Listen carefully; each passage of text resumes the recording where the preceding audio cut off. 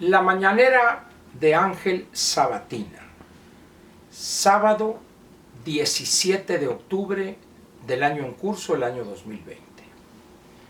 Obligado es comentar con usted hoy esto que le sucedió al general Salvador Cienfuegos en la ciudad de Los Ángeles, California, en Estados Unidos.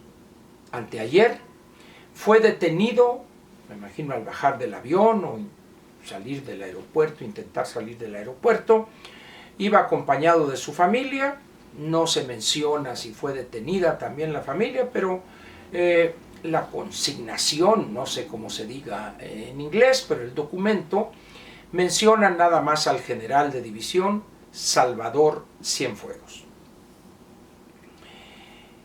En el momento en que se conoce en México, primeramente por una llamada del embajador, el señor Landó, al canciller mexicano, donde le informó de esa decisión de parte del gobierno norteamericano, el Departamento de Justicia, por petición de la Drug Enforcement Agency, la DEA,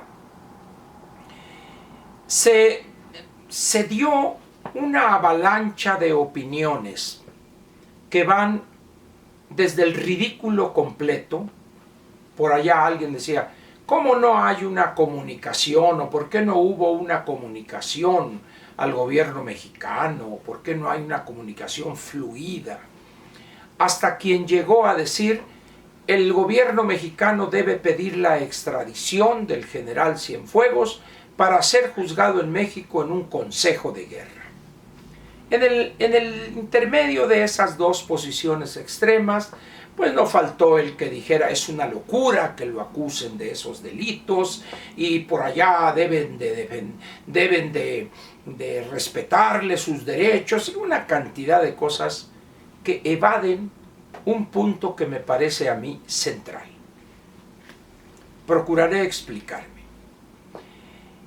Prácticamente en todos los países donde el gobierno de Estados Unidos tiene establecidos convenios o colaboración estrecha con las agencias de inteligencia de ese otro país, las Fuerzas Armadas o las policías en sus áreas de inteligencia, existe lo que se llama en la jerga activo de seguridad nacional o una cosa así, dando a entender que esos personajes son los que hay que conservar o son importantes para el gobierno norteamericano o para algunas de sus agencias, tanto la CIA, la DEA, como la Agencia de Seguridad Nacional, el FBI también, que está encuadrado en el Departamento de Justicia, para en algunos casos obtener información relevante para la seguridad nacional de Estados Unidos, en otros para realizar operaciones u operativos conjuntos para detener a tal o cual delincuente debidamente localizado, etc. Y decía pues que en estas agencias o en estos cuerpos de Fuerzas Armadas o policíacos, hay personas que son los activos que son importantes para los Estados Unidos. A estos personajes, en no pocas ocasiones, además hay acontecimientos que prueban esto que voy a afirmar, el gobierno norteamericano, por supuesto que el gobierno mexicano también, ante algunas violaciones de la ley de estos personajes, sea en cuestión de delitos del orden común, en otros del orden federal, tanto el gobierno mexicano como el gobierno de los Estados Unidos voltean a otro lado o, como decimos coloquialmente, se hacen de la vista gorda ante estas violaciones o ante estos delitos de estos activos que considera el gobierno norteamericano fundamentales o muy importantes para su seguridad nacional. Esto, además de representar una utilidad inmediata para los Estados Unidos al detectar a criminales o capturarlos, etc., y en algunos casos eliminarlos, es decir, liquidarlos, les permite tener acceso a estas entidades y obtener información de manera permanente y sistemática. No les preocupa, pues, el que estas personas violen la ley, es como decir, es el precio a pagar, pues. De esta manera, estos personajes, estos activos, obtienen riqueza o resuelven su problema económico o mantienen ciertas relaciones, en algunos casos de colaboración con alguna banda delictiva para capturar a otra, etc. Esto es normal en el combate a este tipo de grupos. Y es normal también voltear a otro lado cuando estos activos de la seguridad nacional de Estados Unidos cometen, como dije, violaciones de la ley. Hoy, cuando detienen al general Salvador Cienfuegos, la pregunta que debemos hacernos es la siguiente: ¿qué va a pasar a partir de hoy con esa colaboración estrecha entre agencias del gobierno norteamericano y los respectivos pares en el gobierno mexicano? ¿Seguirán los personajes, el secretario de la Defensa, el jefe de tal área, etcétera, seguirán colaborando de manera irrestricta y abierta, confianza total con las agencias norteamericanas? No dirán en un determinado momento, oye, estoy colaborando contigo, y de repente llego allá y me captura por orden del Departamento de Justicia, cuando yo durante años estuve colaborando, me honraron, incluso me condecoraron algunas del Departamento de la Defensa, la Agencia de Seguridad Nacional o la CIA o la DEA, etcétera. Entonces mejor ya no colaboro contigo porque yo no quiero estar mañana detenido y enjuiciado en ese país. Otro elemento que vale la pena señalar aquí es la confrontación directa que hay entre lo que llamaría yo los legalistas, refiriéndome con esto al Departamento de Justicia de los Estados Unidos, y por otra parte a las agencias de inteligencia que realizan operaciones encubiertas, eliminan personajes dañinos para la seguridad nacional o desaparecen a otros, etcétera, etcétera. Esa confrontación se da de tiempo en tiempo. Hoy tenemos dos ejemplos de dos mexicanos que están presos hoy en Estados Unidos, el ingeniero García Luna y ahora el general Salvador Cienfuegos, acusados por el Departamento de Justicia con la oposición todavía soterrada, no abierta, de las agencias con las cuales estos dos personajes trabajaron de manera estrecha durante años. ¿Qué va a pasar en esos dos casos? ¿Qué va a pasar si el gobierno mexicano endurece su posición y decide no compartir dato o información alguna con el gobierno norteamericano? ¿Qué pasaría?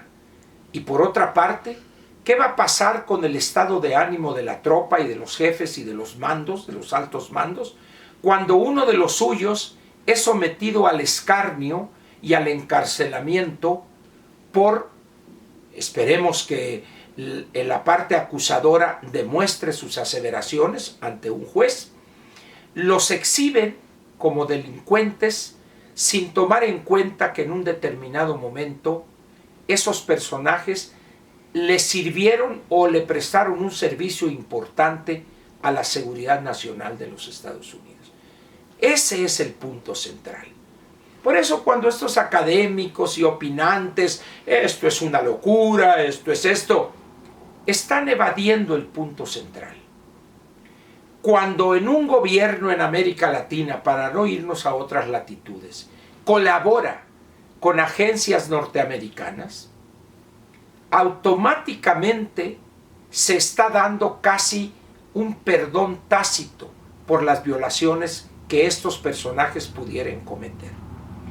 Recuerdo aquí una frase que se le atribuye al entonces presidente Franklin Delano Roosevelt en relación con Anastasio Somoza, que alguien le señaló que era incorrecta esa posición de los Estados Unidos de proteger a asesinos o dictadores, como era el caso de Anastasio Somoza.